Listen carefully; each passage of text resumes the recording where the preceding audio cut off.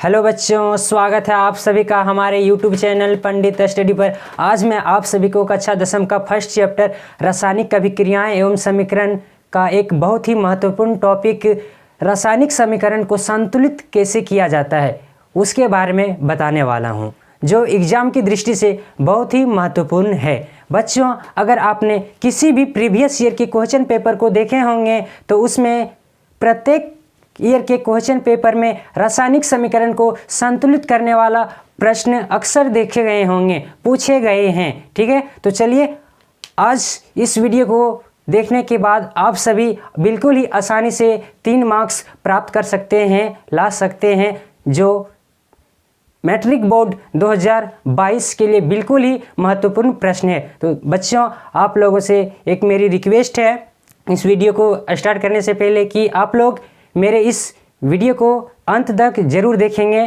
क्योंकि मैं इस वीडियो में बहुत ही महत्वपूर्ण प्रश्न को बताने वाला हूं, जो एग्जाम की दृष्टि से बहुत ही महत्वपूर्ण है। तो चलिए आइए स्टार्ट करते हैं।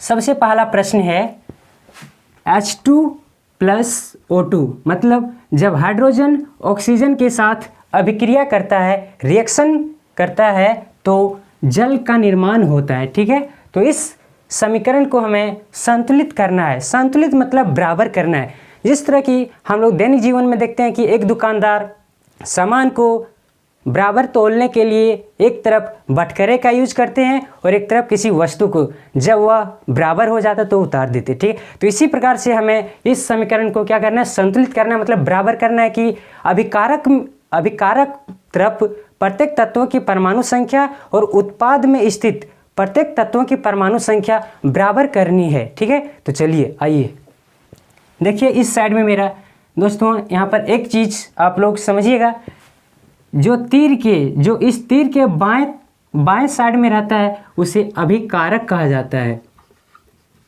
अभिकारक, ठीक है, जिसे इंग्लिश में बोले तो रिएक्टेंट। और जो तीर के दाएं तरफ रहता है उसे उत्पाद कहते हैं। अगर इंग्लिश में बोले तो प्रोडक्ट। तो दोस्तों, तो सबसे पहले रिएक्शंस को संतुलित करने के पहले सबसे पहले हम लोग क्या करेंगे, परमाणुओं की संख्या को गिनेंगे। परमाणुओं की संख्या को दोनों तरफ तीर के दोनों ओर गिनेंगे। चलिए देखते हैं। सबसे पहले देखते हैं कि इसमें हाइड्रोजन के कितने परमाणु उपस्थित हैं, तो हाइड्रोजन के 2 परमाणु उपस्थित हैं। ठीक है, तो 2 लिखें। अब देखिए ऑक्सीजन के कितने परमाणु इसमें उपस्थित हैं, तो ऑक्सीजन के 2 परमाणु उपस्थित हैं। ठीक है, देखिए चूंकि ये दोनों अलग अलग तत्व हैं, अलग अलग ग्रुप के तत्व हैं, इसीलिए इन दोनों को हम अलग अलग ग्रुप में रखेंगे। ठीक है, अलग अलग ग्रुप में। अब आइए उत्पाद की तरफ। ठीक है, जिसमें हाइड्रोजन के परमाणु की संख्या कितने हैं, तो 2, और ऑक्सीजन के परमाणु की संख्या कितनी है, तो 1।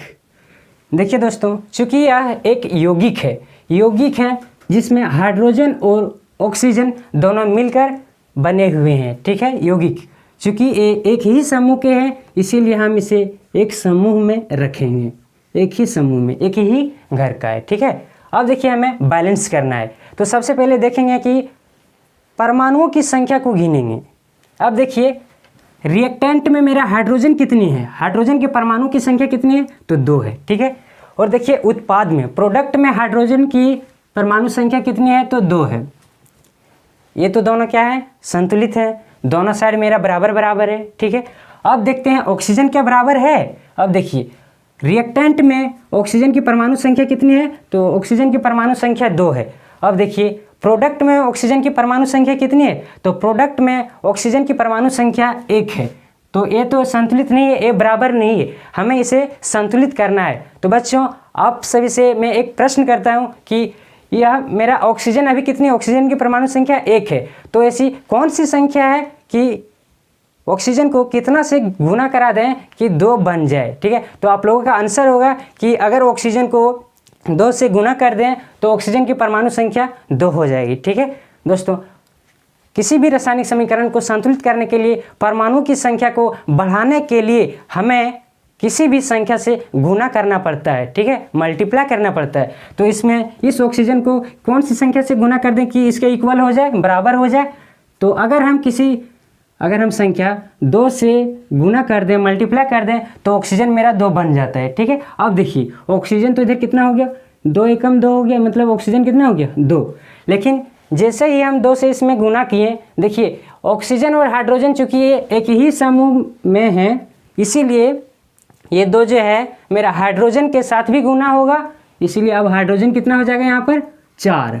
अब देखिए, अब देखते हैं ऑक्सीजन रिएक्टेंट में कितने हैं 2 और प्रोडक्ट में कितने हैं 2। ऑक्सीजन तो बराबर हो गया, ठीक है। अब देखिए क्या हाइड्रोजन बराबर है, अब देखिए हाइड्रोजन मेरा प्रोडक्ट में कितना है 4 और रिएक्टेंट में कितना है 2। ये तो बराबर नहीं है, ये तो संतुलित नहीं है। तो अब हम रिएक्टेंट में हाइड्रोजन को क्या कर दें कि मेरी हाइड्रोजन की परमाणु संख्या 4 बन जाए, ठीक है। तो कौन सी संख्या से गुना कर दें कि 4 बन जाए, तो अगर हम 2 से गुना कर दें तो हाइड्रोजन की परमाणु संख्या 4 बन जाए। क्यों, पहले से 2 था और 2 से गुना कर देते तो कितना बन जा रहा है 4। अब देखिए दोनों साइड मेरा इक्वल तत्व हो गए, बराबर बराबर परमाणु की संख्या हो गई। जैसे देखिए रिएक्टेंट में हाइड्रोजन की संख्या कितनी हो गई है 4 और प्रोडक्ट में भी हाइड्रोजन की संख्या कितनी हो गई है 4। इसी प्रकार आप देखते हैं कि ऑक्सीजन की परमाणु संख्या इधर कितनी है रिएक्टेंट में, तो 2 है, और उत्पाद में प्रोडक्ट में ऑक्सीजन की संख्या कितनी है, तो 2 है। अब देखिए यह एक संतुलित रासायनिक समीकरण है, क्योंकि दोनों तरफ तीर के दोनों तरफ अभिकारक और उत्पाद में परमाणु की संख्या बराबर है, इसीलिए यह एक क्या है, संतुलित रासायनिक समीकरण है, बैलेंस्ड केमिकल रिएक्शंस, संतुलित रासायनिक समीकरण, ठीक है। अब देखिए तो सबसे पहले कि अभिकारक में हम क्या किए, कौन सी संख्या में किससे मल्टीप्लाई कर दिए, तो उसको रिएक्शंस में हमें मल्टीप्लाई कर देना है, ठीक है। देखिए अभिकारक तरफ हम क्या किए, हाइड्रोजन में गुना किए, हाइड्रोजन में, तो हमें इक्वेशंस में भी हाइड्रोजन की तरफ 2 से मल्टीप्लाई कर देंगे, ठीक है। और उत्पाद में देखिए कि हम कहाँ पर मल्टीप्लाई किए थे, तो उत्पाद में हम 2 से मल्टीप्लाई किए थे, पूरे समूह में मल्टीप्लाई किए थे, पूरे यौगिक में मल्टीप्लाई किए थे, इसीलिए हमें रिएक्शंस में भी 2 से पूरे मल्टीप्लाई कर देना पड़ेगा यहाँ पर, ठीक है। अब देखिए यह क्या है, एक बैलेंस्ड केमिकल रिएक्शन से। चलिए दूसरे एग्जाम्पल से समझते हैं।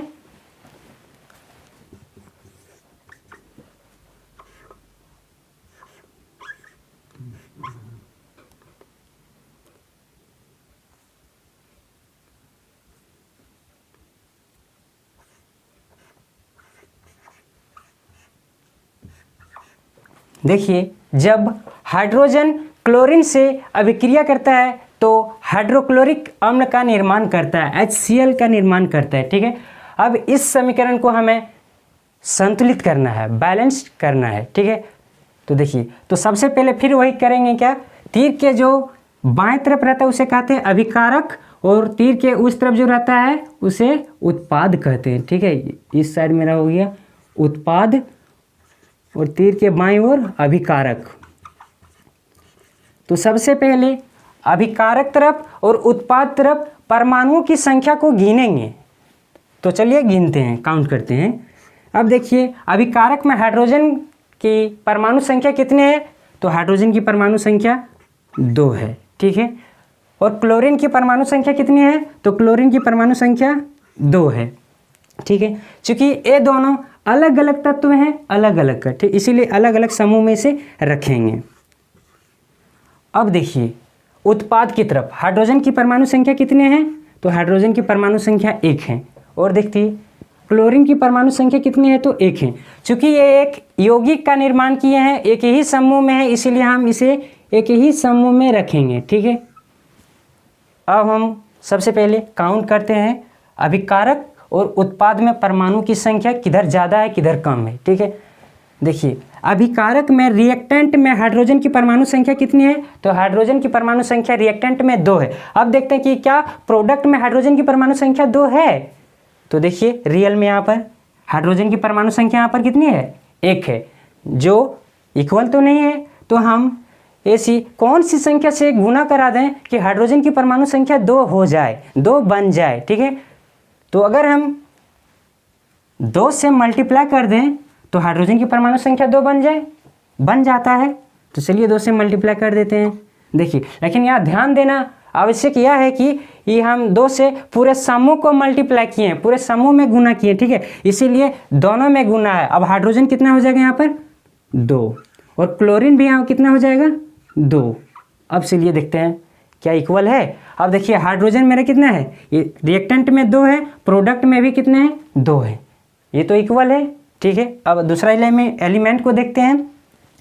क्लोरीन देखिए रिएक्टेंट में कितने हैं, क्लोरीन के कितने परमाणु हैं 2, और देखिए क्या प्रोडक्ट में क्लोरीन के 2 परमाणु हैं, हाँ हैं, जब हम 2 से मल्टीप्लाई किए तब, ठीक है। अब देखिए दोनों तरफ के तत्वों के परमाणु की संख्या बराबर है, इक्वल है, इसीलिए यह एक संतुलित रासायनिक समीकरण है। दोस्तों इस प्रश्न को आप लोग बहुत ही अच्छी तरह से कर लीजिए, क्योंकि यह प्रश्न बहुत ही बार एग्जाम में रिपीट हुए हैं, ठीक है। अब देखिए सबसे पहले अभी कारक में हम किसी तरफ कहीं भी मल्टीप्लाई किए हैं, नहीं किए हैं, ठीक है। तो कौन से साइड में हम मल्टीप्लाई किए हैं, जिधर किए हैं उस साइड में हमें मल्टीप्लाई कर देने हैं, ठीक है। तो देखिए उत्पाद में हम 2 से मल्टीप्लाई किए थे पूरे समूह में, तो हमें इक्वेशन में भी हमें 2 से मल्टीप्लाई कर देने हैं प्रोडक्ट में, 2 से यहाँ पर क्या कर देना है, हमें मल्टीप्लाई कर देना पड़ेगा, ठीक है। और यह मेरा इक्वेशन क्या बन जाएगा, balanced chemical equation H2 + Cl2 बराबर 2HCl, ठीक है। यह एक क्या है, balanced chemical reaction, chemical reactions. अगला प्रश्न है Fe + H2O जब रिएक्शन करता है तो Fe3 + O4 + H2 का निर्माण करता है। मतलब जब लोहा H2 के साथ जल के साथ अभिक्रिया करता है तो ferrous oxide plus hydrogen gas मुक्त करता है, ठीक है। इस समीकरण को हमें संतुलित करना है, तो चलिए आइए संतुलित करते हैं। तो देखिए सबसे पहले क्या करेंगे, हमें तीर के जो बाएं तरफ रहता है उसे कहते हैं अभिकारक, एक ही बात, वही वाला पहले वाला अभिकारक, और तीर के दाएं तरफ वाला को उत्पाद कहते हैं, इंग्लिश में प्रोडक्ट, और अभिकारक को इंग्लिश में बोले तो रिएक्टेंट। तो बैलेंस करने के लिए सबसे पहले हम रिएक्टेंट और प्रोडक्ट में परमाणुओं की संख्या को गिनेंगे, ठीक है। चलिए देखते हैं। अभिकारक तरफ Fe के परमाणु की संख्या कितने हैं, तो इसमें 1 है, देखिए।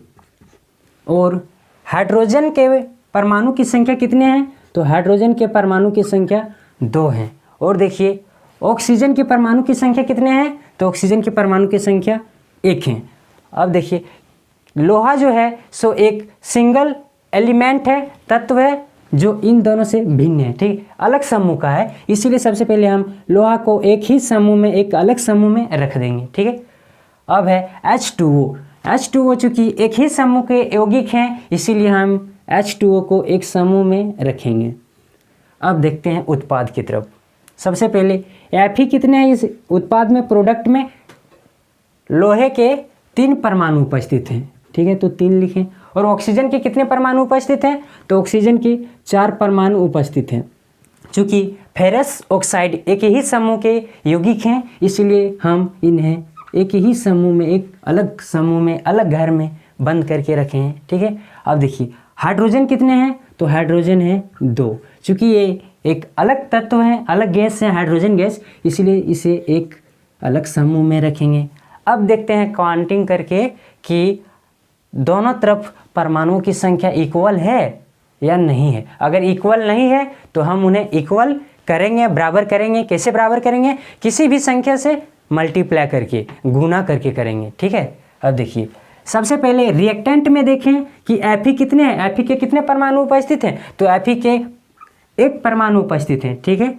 अब देखिए और प्रोडक्ट में Fe के कितने परमाणु उपस्थित हैं, तो Fe के 3 परमाणु उपस्थित हैं। तो सबसे पहले हमें क्या कर दें रिएक्टेंट में कि मेरा 3 परमाणु बन जाए, लोहा 3 परमाणु हो जाए, ठीक है। तो कौन सी संख्या से गुना करा दें कि 3 बन जाए, तो आपका आंसर होगा कि 3 से गुना करा दीजिए, ठीक है। तो हम 3 से गुना करवा दे रहे हैं।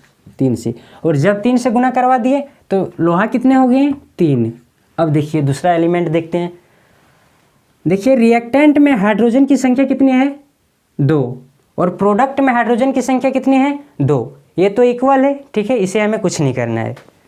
अगला देखते हैं ऑक्सीजन। देखिए रिएक्टेंट में कितने परमाणु हैं, तो ऑक्सीजन के 1 परमाणु उपस्थित है, ठीक है। और देखिए प्रोडक्ट में ऑक्सीजन के कितने परमाणु उपस्थित हैं, तो ऑक्सीजन के 4 परमाणु। आप देखिए रिएक्टेंट में ऑक्सीजन के 1 परमाणु हैं और प्रोडक्ट में ऑक्सीजन के 4 परमाणु हैं।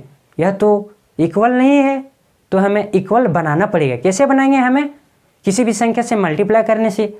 अब देखिए ऑक्सीजन है 1 और प्रोडक्ट में है 4। हम क्या कर दें कि ऑक्सीजन मेरा रिएक्टेंट में 4 बन जाए, ठीक है। तो आपका आंसर होगा कि अगर रिएक्टेंट में 4 से गुना करा दें, मल्टीप्लाई कर दें, तो प्रोडक्ट के इक्वल हो जाएगा, ठीक है। तो हम क्या करेंगे, रिएक्टेंट में 4 से गुना करेंगे, मल्टीप्लाई करेंगे, ठीक है। अब देखिए 4 से गुना करा दिए तो ऑक्सीजन मेरा कितना बन गया 4। लेकिन ध्यान दीजिएगा दोस्तों कि यहाँ पर हम गुना किए हैं, पूरे समूह में गुना किए हैं, एक यौगिक में गुना किए हैं, ठीक है, एक समूह में। इसीलिए हाइड्रोजन भी इसके साथ, हाइड्रोजन के परमाणु के साथ भी यह 4 गुना होगा। मतलब हाइड्रोजन कितने हो जाएंगे यहाँ पर 8, ठीक है। अब देखिए हाइड्रोजन 8 हो गया है और ऑक्सीजन 4 हो गया।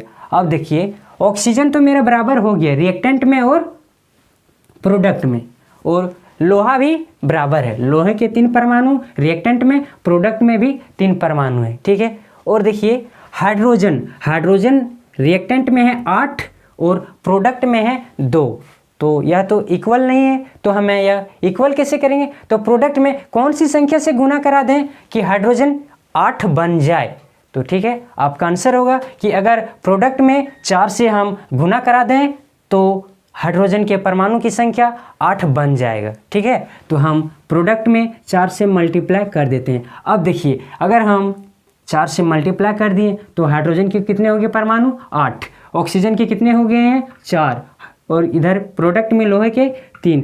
देखिए दोनों तरफ क्या इक्वल हैं, देखते हैं। रिएक्टेंट में देखिए लोहे के कितने परमाणु हैं 3, और प्रोडक्ट में भी कितने हैं 3, यह इक्वल है, ठीक है। अगला देखते हैं हाइड्रोजन के कितने परमाणु उपस्थित हैं रिएक्टेंट में, तो हाइड्रोजन के 8 परमाणु हैं, ठीक है। और प्रोडक्ट में देखिए हाइड्रोजन के कितने परमाणु हैं, तो इसमें भी 8 हैं, ठीक है, यह भी इक्वल हो गया है। अब देखिए ऑक्सीजन क्या बराबर है, ऑक्सीजन के देखिए ऑक्सीजन के कितने परमाणु उपस्थित हैं यहाँ पर रिएक्टेंट में 4, और ऑक्सीजन उत्पाद में प्रोडक्ट में कितने हैं, तो यहाँ भी 4 है। मतलब यह एक बैलेंस्ड केमिकल रिएक्शन है, संतुलित हो गया, ठीक है। तो सबसे पहले हम किसमें कौन सी संख्या से मल्टीप्लाई किए रिएक्शन में, उस साइड में हमें इस डिजिट को मल्टीप्लाई करा देना, उस डिजिट से मल्टीप्लाई करा देना, ठीक है। अब देखिए क्या किए थे हम, सबसे पहले लोहा और जल,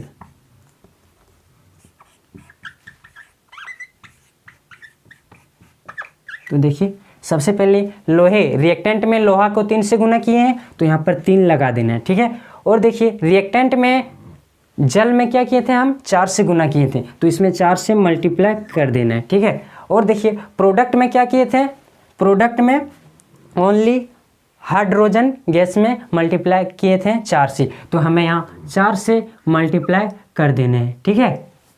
यह एक this is balanced chemical reaction, this is balanced chemical reaction. दोस्तों ये सब प्रश्न एग्जाम में बहुत ही बार रिपीट होने वाले प्रश्न हैं, जो आने वाले 2022 मैट्रिक बोर्ड के लिए बहुत ही इम्पोर्टेंट प्रश्न हैं।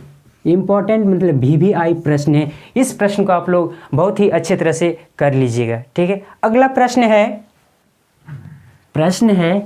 Na+O2 जब रिएक्शन करता है तो Na2O का निर्माण करते हैं। मतलब जब सोडियम ऑक्सीजन के साथ अभिक्रिया करता है तो सोडियम ऑक्साइड का निर्माण करता है, ठीक है। तो इस समीकरण को हमें संतुलित करना है। तो देखते हैं, सबसे पहले हम अभिकारक और उत्पाद में परमाणुओं की संख्या को गिनते हैं, ठीक है। अब देखिए अभिकारक के तरफ परमाणुओं की संख्या कितनी है, सोडियम के कितने परमाणु हैं, तो 1 है, ठीक है। ऑक्सीजन के कितने परमाणु हैं, तो ऑक्सीजन के 2 परमाणु हैं। ठीक है, अब देखिए सोडियम और ऑक्सीजन अलग अलग तत्व हैं, इसीलिए हम इसे अलग अलग समूह में रखते हैं। अब देखते हैं प्रोडक्ट की तरफ। ठीक है, देखिए प्रोडक्ट में सोडियम के कितने परमाणु उपस्थित हैं, तो सोडियम के 2 परमाणु उपस्थित हैं। और ऑक्सीजन के कितने परमाणु उपस्थित हैं, तो ऑक्सीजन के 1 परमाणु उपस्थित हैं। चूँकि यह एक यौगिक है, यह एक समूह में है, इसलिए हम इन्हें एक अलग समूह में रखेंगे। ठीक है, अब देखते हैं रिएक्टेंट और प्रोडक्ट में परमाणुओं की संख्या को गिनते हैं, क्या इक्वल है या नहीं है। अगर नहीं है तो हम किसी भी संख्या से मल्टीप्लाई करके इक्वल करेंगे। देखिए रिएक्टेंट में सोडियम के कितने परमाणु उपस्थित हैं, रिएक्टेंट में सोडियम के 1 परमाणु उपस्थित हैं। और देखिए उत्पाद में प्रोडक्ट में कितने परमाणु उपस्थित हैं सोडियम के, तो प्रोडक्ट में सोडियम के 2 परमाणु उपस्थित हैं। क्या यह इक्वल है, यह बिल्कुल ही इक्वल नहीं है, क्योंकि प्रोडक्ट में 2 सोडियम हो गए हैं और रिएक्टेंट में 1 सोडियम है। ठीक है, तो हमें इन्हें संतुलित करना, बराबर करना है। तो रिएक्टेंट में कौन सी संख्या से गुना करा दें कि सोडियम 2 बन जाए। ठीक है, तो आपका आंसर होगा कि अगर 2 से रिएक्टेंट में गुना करा दें तो सोडियम 2 बन जाएगा। ठीक है, तो 2 से हम इन्हें मल्टीप्लाई कर देते हैं, और जैसे ही हम 2 से इन्हें मल्टीप्लाई कर दिए तो सोडियम कितने बन गए, 2। और देखिए प्रोडक्ट में भी सोडियम के 2 हैं, यह तो इक्वल हो गया। अब देखिए दूसरा एलिमेंट ऑक्सीजन। देखिए रिएक्टेंट में कितने, ऑक्सीजन के कितने परमाणु हैं, तो ऑक्सीजन के 2 परमाणु हैं। और देखिए प्रोडक्ट में ऑक्सीजन के कितने परमाणु हैं, तो ऑक्सीजन प्रोडक्ट में 1 परमाणु है। ठीक है, अब देखिए हम क्या कर दें प्रोडक्ट में कि ऑक्सीजन के 2 परमाणु हो जाए। रिएक्टेंट में 2 है तो प्रोडक्ट में अभी 1 है, लेकिन क्या कर देने से 2 बन जाए। और अगर हम प्रोडक्ट में 2 से गुना कर दें तो ऑक्सीजन के परमाणु संख्या 2 बन जाएगा। ठीक है, तो हम प्रोडक्ट में 2 से मल्टीप्लाई कर दिए। अब देखिए प्रोडक्ट में 2 से गुना कर देने से ऑक्सीजन तो 2 बन गया, 2 बन गया। ठीक है, लेकिन NA और O एक ही समूह के हैं, इसीलिए हमें 2 से सोडियम को भी गुना करना पड़ेगा, क्योंकि यह एक ही समूह में है। ठीक है, इसीलिए सोडियम अब कितना हो जाएगा, पहले 2 था और 2 से मल्टीप्लाई करेंगे कितना हो जाएगा, 4। अब देखिए क्या इक्वल है, देखिए रिएक्टेंट में अभिकारक में ऑक्सीजन 2 है। ठीक है, प्रोडक्ट में भी 2 हो गया है। अब देखिए सोडियम कितने हैं, अभिकारक में 2 और उत्पाद में 4, यह तो इक्वल नहीं है, तो इन्हें हमें इक्वल बनाना है। तो हम रिएक्टेंट में कौन सी संख्या से मल्टीप्लाई कर देंगे कि 4 बन जाए। अब देखिए अगर हम 2 से मल्टीप्लाई कर दें तो रिएक्टेंट में सोडियम के परमाणु की संख्या 4 बन जाएगा। ठीक, तो हमें पुनः 2 से गुना करना पड़ेगा। ठीक है, और जैसे ही 2 से गुना कर दिए तो हमारे कितने परमाणु की संख्या हो जाएंगे, 4। अब देखिए दोनों साइड इक्वल हैं, सोडियम के कितने परमाणु, 4, इधर भी कितना, 4, ऑक्सीजन के 2, इधर भी 2, दोनों साइड बराबर है, मतलब यह एक संतुलित रासायनिक समीकरण है, संतुलित रासायनिक समीकरण है। ठीक है, तो हमें इस रिएक्शन को संतुलित करना है। अब देखिए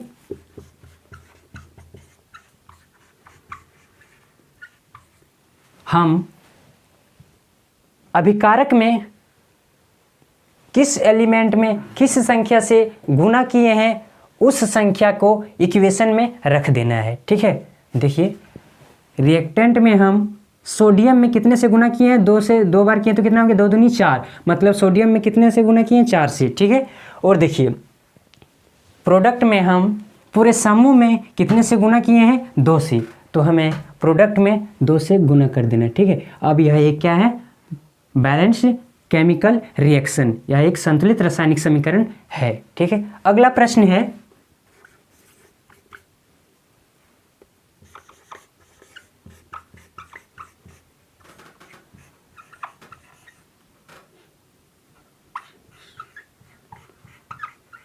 देखिए प्रश्न है Mg + HCl प्रोडक्ट दे रहा है MgCl2 + H2। ठीक है, मतलब जब मैग्नीशियम हाइड्रोक्लोरिक अम्ल के साथ अभिक्रिया करता है तो मैग्नीशियम क्लोराइड का निर्माण करता है और साथ ही साथ में हाइड्रोजन गैस मुक्त करता है। ठीक है, इस रिएक्शन को हमें संतुलित करना है। देखिए सबसे पहले हम क्या करेंगे, अभिकारक और उत्पाद में परमाणुओं की संख्या को गिनेंगे। चलिए देखते हैं, अभिकारक में मैग्नीशियम के कितने परमाणु उपस्थित हैं? तो मैग्नीशियम के 1 परमाणु उपस्थित हैं, ठीक है। और देखिए हाइड्रोजन के कितने परमाणु उपस्थित हैं? हाइड्रोजन के भी 1 परमाणु उपस्थित है, ठीक है। और क्लोरीन के कितने परमाणु उपस्थित हैं? तो क्लोरीन के भी 1 परमाणु उपस्थित हैं। देखिए चूँकि हाइड्रोजन क्लोराइड ये एक ही समूह के तत्व हैं, यौगिक हैं, इसलिए इन्हें एक समूह में रखेंगे। और देखिए प्रोडक्ट में मैग्नीशियम के कितने परमाणु उपस्थित हैं? तो मैग्नीशियम के 1 परमाणु उपस्थित हैं। और क्लोरीन के कितने परमाणु उपस्थित हैं? तो क्लोरीन के 2 परमाणु उपस्थित हैं, तो इसे हम 2 रख दिए। अब देखिए ये दोनों एक यौगिक का निर्माण कर रहे थे और एक ही समूह के तत्व हैं, इसीलिए हम इन्हें एक समूह में रखेंगे, एक घर में रख दिए, बंद कर दिए, ठीक है। और देखिए हाइड्रोजन के कितने परमाणु उपस्थित हैं प्रोडक्ट में? तो हाइड्रोजन के 2 परमाणु उपस्थित हैं, 2 रख दिए। चूँकि यह हाइड्रोजन इन दोनों से भिन्न है, इसीलिए हम इन्हें एक अलग समूह में रखेंगे। अब गिनते हैं अभिकारक और उत्पाद में परमाणुओं की संख्या को। सबसे पहले देखिए अभिकारक में मैग्नीशियम के कितने परमाणु उपस्थित हैं? तो मैग्नीशियम के 1 परमाणु उपस्थित हैं, ठीक है। और देखिए उत्पाद में मैग्नीशियम के कितने परमाणु उपस्थित हैं? तो उत्पाद में भी मेरा मैग्नीशियम के 1 परमाणु उपस्थित हैं, यह तो इक्वल है, ठीक है। अगले एलिमेंट को देखते हैं। देखिए उत्पाद में हाइड्रोजन कितने परमाणु उपस्थित हैं? 2। और अभिकारक में हाइड्रोजन के कितने परमाणु उपस्थित हैं? 1। क्या यह इक्वल है? यह बिल्कुल ही इक्वल नहीं है, ठीक है। तो हम कौन सी संख्या से अभिकारक में गुना करा दें कि हाइड्रोजन 2 बन जाए? तो देखिए आपका आंसर होगा कि अगर उत्पाद में 2 है तो रिएक्टेंट में अभिकारक में 2 से गुना कर देंगे तो हाइड्रोजन भी 2 बन जाएगा, ठीक है। तो हम 2 से मल्टीप्लाई कर दे रहे हैं। 2 से कर देने से देखिए ये एक ही समूह के तत्व है, इसलिए 2 से दोनों तत्वों में गुना होगा, ठीक है। हाइड्रोजन हो गया 2 और क्लोरीन भी कितना हो गया? 2। अब देखिए मैग्नीशियम कितना था? 1। रिएक्टेंट में है, प्रोडक्ट में भी 1 है, बराबर है, ठीक है। अब देखिए रिएक्टेंट में हाइड्रोजन कितने हैं? 2।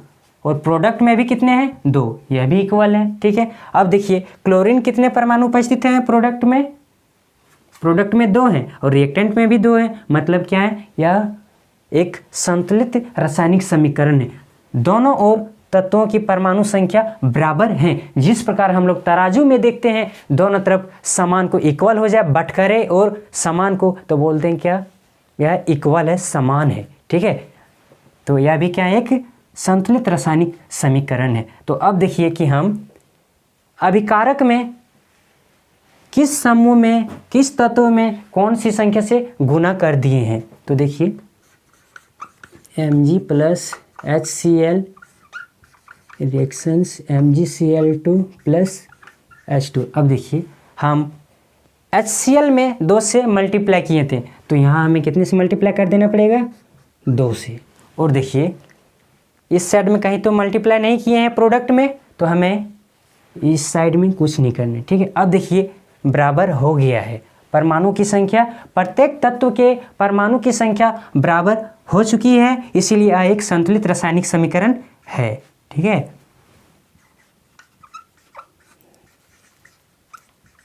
संतुलित रासायनिक समीकरण।